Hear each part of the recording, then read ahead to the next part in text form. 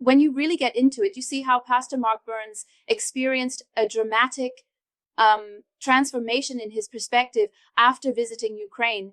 It's like he went from staunchly opposing more support to now declaring that supporting Ukraine is America first. Yeah, exactly.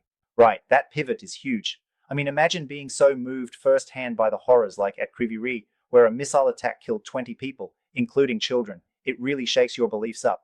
Absolutely. And the details he shared, from the brutal attacks on civilians and churches to the staggering kidnapping figures and destruction of almost 700 religious institutions, that really paints a grim picture of what's happening.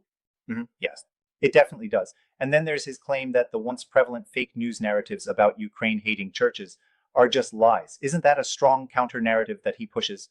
Yeah, it's interesting. When you listen to him, he recalls how he was in Kyiv with influential spiritual leaders from diverse denominations, and they all agreed on the right to freely practice their faith. It really undermines exactly. the idea that Ukraine was anti-religion. Yet it does come from witnessing real human suffering that leaves little room for political ambiguity. Yeah. That raw intensity shows when he describes Vladimir Putin as pure evil. That's a really definitive moral stance. But keep in mind, he draws from his background as a former National Guard member, so there's that layer of personal and military insight behind his words. Yes, right. I see that.